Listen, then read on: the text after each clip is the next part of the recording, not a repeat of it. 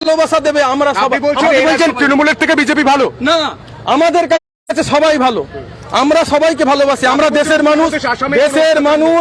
মানুষ প্রত্যেকটা রাজনৈতিক ফুরফুরা পীর সাহেবদের কাছে ভালো, আমাদের কাছে সবাই যায়, আমাদের যারা ভালোবাসা দেবে আমরা তার কাছে আছি।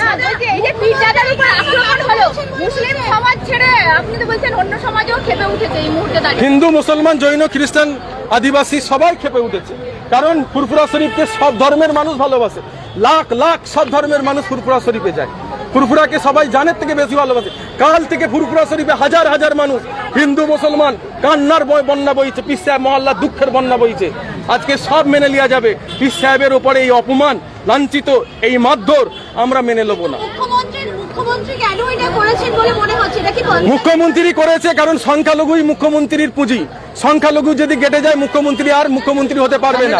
আর সেখানে ফুরফুরা শরীফের একজন পীর সাহেবের ছেলে রাজনীতিকে এসে যে সংখ্যালঘু ভোট ভাগ হচ্ছে, সেখানেই মুখ্যমন্ত্রী মাথাটা খারাপ হয়ে গেছে যে কোনো প্রকারে এদের রুখতে হবে।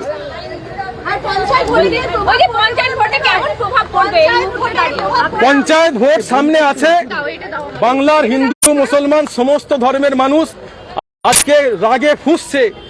আমার বক্তব্যের কমেন্টগুলো দেখেন, মমতাকে কিভাবে ছিঁড়ে খাচ্ছে মানুষ। এর ফাইসাল্লা বাংলার মানুষ হিন্দু মুসলমান করবে, কারণ এখানে ধর্মগুরুরা সুরক্ষিত নয়, তার প্রমাণ দেখে নিয়েছেন। একজন পীর সাহেবের উপরে কিভাবে অ্যাটাক হয়েছে, এখানে ধর্মগুরু সুরক্ষা যদি না থাকে সাধারণ মানুষ কি অবস্থা। আনিস খান থেকে শুরু করে বীরভূম থেকে শুরু করে কিভাবে গণহত্যা করেছে, ভোটের পরে কিভাবে মানুষদের মেরেছে, হিন্দু মুসলমান ঘর পুড়িয়েছে, জ্বালিয়েছে, কেস দিয়েছে। আজকে সমস্ত মানুষ জানে, একটার পর এক চোর ধরা পড়ছে, গরু চোর, কয়লা চোর, ঘর চোর, চাল চোর, আপনার সমস্ত চোর ধরা পড়ছে। আজকে বাংলার মানুষ দেখছে কোটি কোটি টাকা ফকির নেতা ঘরে, তাদের কিচ্ছু ছিল না। আজকে সেই ঘরে আমরা গ্রামের নেতা, হেতুরে নেতা, তাদের কাছে শয়ে শয়ে কোটি টাকা, ঘরের ওপরে ঘর, 10টা 20টা 50টা ঘর। আজকে ছোটখাটো নেতা যদি এই অবস্থা, বড় নেতাদের কি অবস্থা?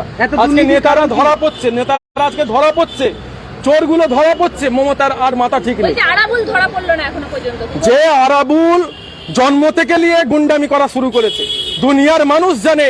বোম মারা থেকে শুরু করে, জেলে যাওয়া শুরু করে, কলেজের প্রফেসরকে মারা থেকে শুরু করে, জমি আন্দোলন, জমি আপনার সমস্ত গুন্ডামি, বোম বাঁধা থেকে শুরু করে, সে জীবনে কি করেছে ভাঙড়ের মানুষ জানে, দুনিয়ার মানুষ জানে। সেই আরাবুল আজকে অ্যাটাক করলো, যাদের উপরে অ্যাটাক করলো তারা জেলে গেল, আর যে গুন্ডামি করলো সে আজকে বুক ঠুকে ঘুরে বেড়াচ্ছে। এর ফাইসাল্লা জনগণ বাংলার মানুষ। আরাবুলদের এলাকা ভাঙড়ে তো ফুরফুরা শরীফের প্রভাব খুব ভালো। পোশাক তো সাদা পরে আছে, সেটা আমরা দেখিনি, তবে সাদা পোশাক আগেও ছিল, এখনো আছে। ভাঙড়ে আরাবুল আজকে শান্তি মিছিল করছে। আরাবুলের চরিত্র, আরাবুল কেমন সেটা ভাঙড়ের মানুষ জানে, সারা বাংলার মানুষ জানে। আপনারা দেখতে পাচ্ছেন এই মুহূর্তে ফুরফুরা শরীফের কিছু পীরজাদা, তারা পীরজাদা নওশাদ সিদ্দিকীর সঙ্গে দেখা করেছেন এবং তারপরেই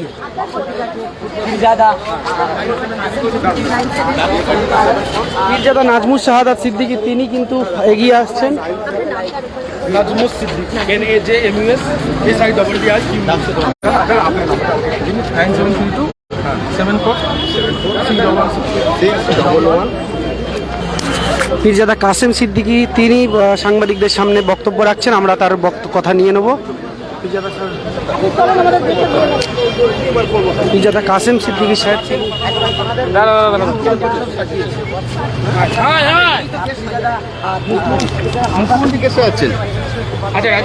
তার বিরুদ্ধে আপনাদের অভিযোগ?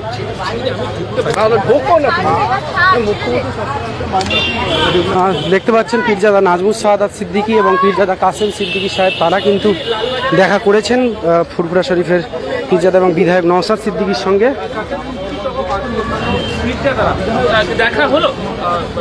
দেখা হয়েছে কিন্তু কিছু কথা বলতে পারিনি।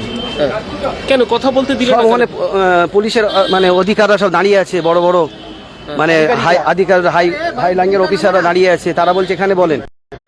তখন আমি বললাম স্যার একটু পার্সোনাল কথা বলবো, আপনি বলেন, আমরা কানে তুলো দিয়েছি। আচ্ছা, তো ওদের সামনে কি কথা বলবো? জামা কাপড়গুলো এনেছিলেন, দিতে পেরেছেন? হ্যাঁ, সেগুলো দিয়েছি। সেই জামাগুলো আছে, কিছু খাবার আছে, কাপড় আছে, সোয়েটার, জ্যাকেট ফ্যাকেট আছে, এগুলো যে শারীরিক অবস্থা কেমন দেখলেন? মাথার চোট, হাঁটুতে চোট আছে, পায়ে চোট আছে, ডাক্তার দেখেছে কিন্তু প্রেসক্রিপশন এখনো দেয়নি, 2-4টে ওষুধ দিয়ে এইভাবে খাওয়াচ্ছে। একজন বিধায়ককে গ্রেফতার করতে গেলে বিধানসভা থেকে একেবারে অধ্যক্ষের অনুমতি নিতে হয়। এক্ষেত্রে কি ভাইজান একজন বিধায়ককে এইভাবে টেনে হিচড়ে, এটা কি এইভাবে আগে কোনোদিন দেখেছেন? আপনার বয়স যা, আমার বয়সে সারা ভারতবর্ষের আমি দেখিনি। সে একজন জনপ্রতিনিধি, তার উপরে সে যেমন জনপ্রতিনিধির ওপরে সে একজন ধর্মগুরু, সে একজন পীর সাহেব, তার উপরে এইরকম অ্যাটাক, এরকম অত্যাচার আমরা সারা ভারতবর্ষে কোনোদিন দেখিনি। অন্যান্য রাজ্যে কোনো জায়গায় আমরা দেখিনি যে কাজ যেটা আমরা বাংলায় দেখতে পাই। ভাইজান বিজেপির নবান্ন অভিযানে আমরা দেখেছিলাম ভাঙচুর, অনেক কিছু ভাঙচুর হয়েছে, ঘর ভাঙা হয়েছে, আগুন জ্বালিয়েছে, সেখানে আধ ঘন্টা 1 ঘন্টার বেশি রাখেনি। আর সেখানে নবান্ন অভিযানের কথা বলছি, নবান্ন অভিযান থেকে শুরু করে বিভিন্ন রাজনৈতিক মানুষ কি তোলপাড় করে, আজকে তাদের উপরে কোনো অ্যাটাক নেই। অ্যারেস্ট করলে আধ ঘন্টা 1 ঘন্টা, আর সেখানে নওশাদ সিদ্দিক একজন অযোগ্য ধারায় এবং 1 তারিখ পর্যন্ত, এবং জেলে না তাকে থানা পুলিশ হেফাজতে রাখা হয়েছে। পুলিশ হেফাজতে রাখা হয়। পুলিশ আপনাদের সঙ্গে কেমন ব্যবহার? পুলিশ আমাদের সঙ্গে ব্যবহার মানে পুলিশ সবাইকে সমস্ত অফিসাররা ঘিরে রেখেছে, যা বলবেন আমাদের সামনে বলেন, একলা বলা যাবে না। ভাই বলেছে যা বলবো বাইরে গিয়ে ফুরফুরা শরীফ আদালতের সামনে গিয়ে কথা হবে।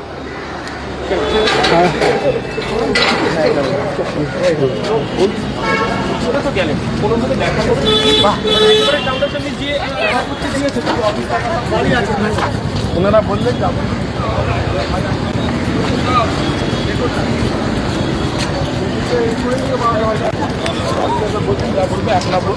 আমাদের সামনে বলেন, দরকার আমরা কানে তুলে বুঝিয়ে দিই। যেরকম তার শারীরিক অবস্থা আপনারা বলছিলেন, উনি বললেন যা বলবো বাইরে গিয়ে ফুরফুরা শরীফে গিয়ে আদালতের সামনে।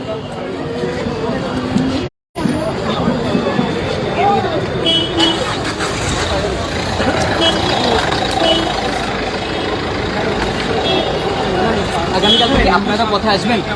সেটা আমরা বাড়িতে যাই। আমরা তো বিরাট কঠিন ভয়ঙ্কর আন্দোলন করার জন্য তৈরি হচ্ছি। সারা বাংলার মানুষ, হিন্দু মুসলমান সবাই রাগে ফুঁসছে, পাগলের মতো হয়ে গেছে, খালি আমাদের অপেক্ষা করছে। দরবার থেকে ভাইজানরা কি বলে, হুজুর কেবলারা কি বলে, তারা খালি আমাদের অপেক্ষা করছে, কারণ আমরা শান্তি চাই, আমরা শান্তি চাই, আমরা অশান্তি চাই। আপনাদের যারা পীর সাহেব হুজুর রয়েছেন, আপনার চাচাজান আব্বাজানরা, তাদের কি বক্তব্য? আব্বাজান চাচাজানরা ওনারা আমাদের উপর ছেড়েছে যে তোমরা দেখো আমাদের উপর ছেড়েছে, যা কিছু ওনারা ডিসিশন নেবেন, বাকি আমরা সব ভাইরা দেখছি।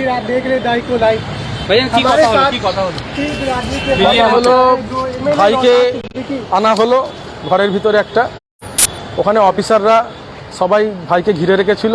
ভাই চাইছিল আমাদের সঙ্গে একলা পার্সোনাল কিছু কথা বলবেন, তবে ভাইকে অফিসাররা বললেন যে না, যা বলবেন আমাদের সাথে বলেন। ভাই বলছিলেন যে আমাদের 1 সেকেন্ডের তারে একটা কথা বলার, 2-1টা কথা বলবো, বলে না আমরা দরকার হয় কানে তুলো লাগিয়ে দিচ্ছি, আমাদের সাথে বলেন, সামনে বলেন। তা ভাই এতটুকু বললো, যা বলবো বাইরে গিয়ে ফুরফুরা শরীফে গিয়ে কোর্টের সামনে যা কিছু বলবো বলার। তবে ভাইয়ের মন মানসিকতা ভালো নয়, তবে যা কিছু এটা করেছে টোটালটাই মমতা ব্যানার্জির অর্ডারে হয়েছে। পুলিশ মন্ত্রীকে দায়ী করছে মুখ্যমন্ত্রী, পুলিশ মন্ত্রীর অর্ডারে পুলিশ আজকে নির্মমভাবে মেরেছে, অত্যাচার করেছে, মাথায় মেরেছে, গোটা শরীর তার চোট করেছে।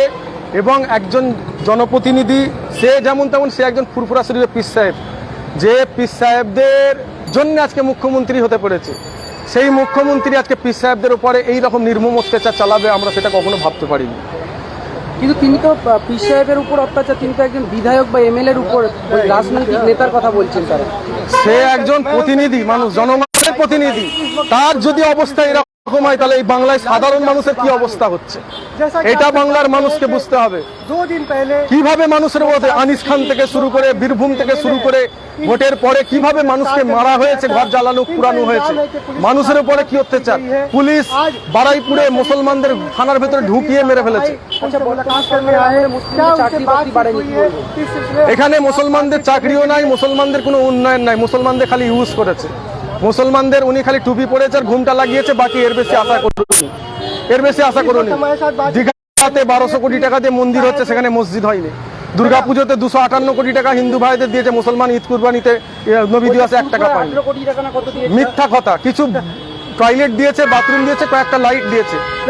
গঙ্গাসাগর থেকে শুরু করে তারকেশ্বর, দক্ষিণেশ্বর থেকে শুরু করে যে উন্নয়ন করে 600 কোটি টাকা খরচা করেছে, সেখানে ফুরফুরা শরীফে কোনো উন্নয়ন নাই। কয়েকটা লাইট দিয়েছে, সেগুলোও বন্ধ হয়ে পড়ে আছে। খালি মুসলমানদের ফুরফুরাকে নিয়ে উনি ইউজ করেছে, কারণ উনি স্বার্থ ছাড়া কিছু বোঝেনি। যখন প্রয়োজন ছিল ফুরফুরায় ছুটেছে স্বার্থের জন্য, যখনই ফুরফুরার পীর সাহেবদের স্বার্থ মিটে গেছে আর উনি ফুরফুরাকে চেনে নেই, উনি ফুরফুরাকে নিয়েছে মুসলমানদের নিয়ে ইউজ করে ছেড়ে দিয়ে। फुरफुरा शरीफ से एक डेलीगेट्स आज यहाँ पे मुलाकात करने आई थी, क्या बातचीत हुई?